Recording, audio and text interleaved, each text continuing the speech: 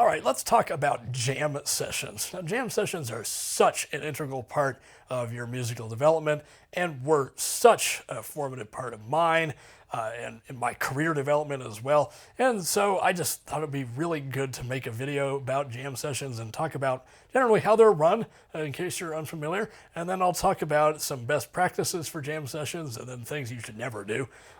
And so I hope this video is helpful for you and insightful for you. So let's start by talking about what a jam session even is. So it's a very informal event. It can be held anywhere where a group of people just get together and play music. Very few parameters, just they can get together and just play. It's not structured. There is a structure, and I'll talk about that in a second, but it's compared to like a concert where you have to like applaud or whatever, it's not that. So it's a very relaxing environment, no pressure. And I think that's the big part of it. And it enables musicians of all different backgrounds to be able to play together. So that structure that I was talking about, oftentimes in a jazz jam session, which is what I'm most familiar with, there will be a house band that will play the first hour or so, and then they will open the floor for everybody else to come up and play. And so when I first started, when I was first, getting into this, I would go every week to a jam session, and I would always go at the beginning to see the house band because I always wanted to, get insights into just this excellent music, just spectacular musicians, top musicians playing and having so much fun. And oftentimes I'd voice memo stuff and transcribe it later because it was just like, I just want to learn stuff. So if you can, go to the first set. First set, oftentimes is really, really great. So highly recommend. And then I kept going to jam sessions, and after a few years, I started getting called myself to be in the house band, and that's now I'm sort of on the other side of it. I used to be a jammer, and now I'm more in the house bands. There, one or two times I'll come to a jam session just for fun, to play. But I'm now more in the house band. So oftentimes when I'm in the house band, I will bring my keyboard, oftentimes this one because it's nice. It's got 88 keys, really, really nice keyboard. And I'll play that first set with some top musicians, and we'll have a lot of fun. And then we'll open the floor for anybody who wants to come up. And so the way that I like to do it, everybody has a different way of doing it. Everybody has a different way of hosting it. Usually there'll be somebody who's sort of in charge of hosting it. But the way that I like to run it as a member of the house band is I'll play the first set and I will open the floor. And during the time that the floor is open, which is usually, all the second set, maybe except for the last tune. Maybe on the last tune, sometimes they'll bring up their original house band. But I will open that floor and I won't go back up. I will stay off the stage. And I like doing that because it means I can order food. Oftentimes they're at a restaurant. I can order my food, or I can, talk to people or listen to other people playing. And so I know other people who are sort of more regulated about it. They're like, just play on 2 tunes and then I'll come back up and do another one.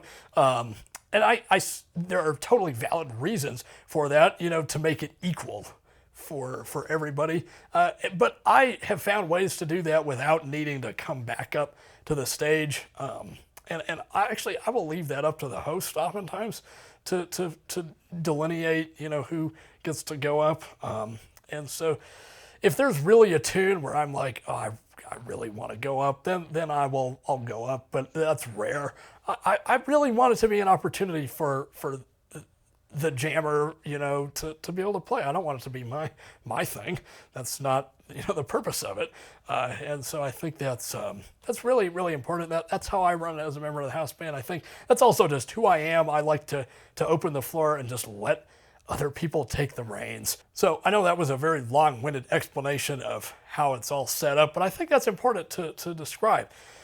Now, if you are a jammer, if you're playing in that second half of the session, what should you do? What are some best practices? So the first thing to do is after the house band plays their set, go up to a member of the house band and make yourself known to them that you want to play. And so I just think that's very important, because there have been a lot of times where I've been there and it's just like I see somebody sitting off to the side, and there's like, I know they're a musician. Sometimes I even know them personally. It's like, I know you're a musician. And sometimes I'll even yell out, please come up, somebody, whoever it is. And so, just make yourself known. Make yourself known with me, or whoever else is in the house band, that you want to play, so that we know that you want to play. And then we'll get you up, and sometimes we can get you up at the beginning. That's what I always like to do. I want to get you up at the beginning. If you're the first person that I talk to, I want to get you up first. And then, you might find another bass player, another drummer who wants to go up and form a trio and then play some tunes together and just call stuff. Now, speaking of which, call stuff that all of you know.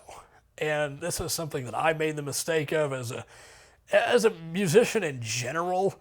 I've made that mistake several times, just calling tunes that not everybody knows. And usually it goes fine, actually, if the musicians are really good. But if they're less experienced, it will go really badly. There was one time I was at a jam session a long time ago, and I felt so bad.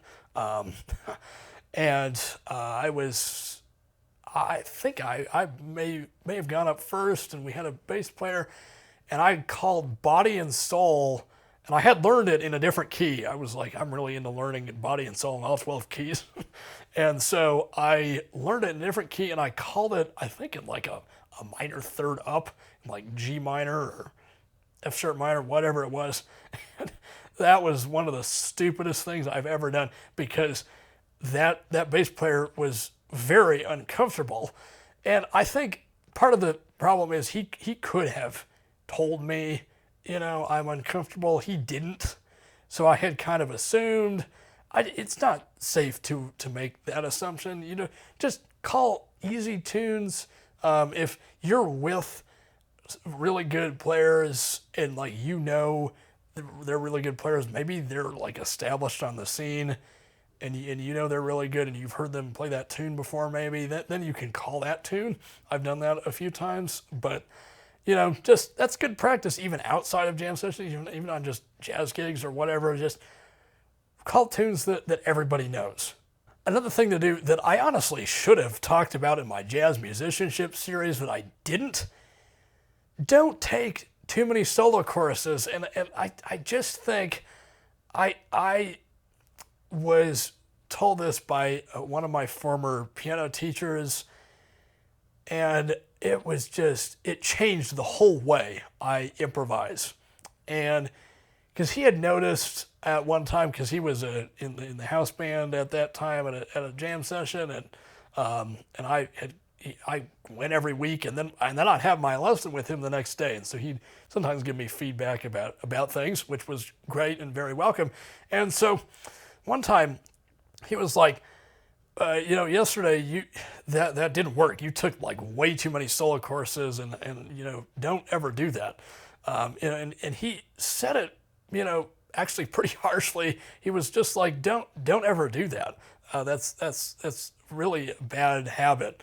And so limit yourself to 2 or 3 courses is usually what I do. And if you make the excuse, well, I need to develop my solo, develop your solo quick. I mean, that's the thing that I do.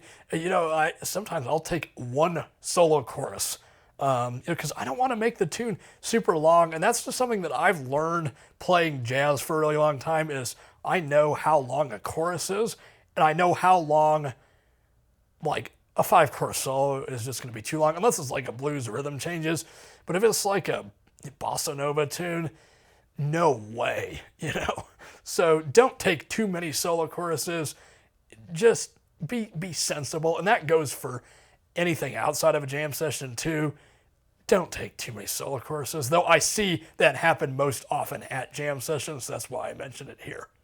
And then I think the other thing is just be a good sport. If something happens that you don't like, don't get mad.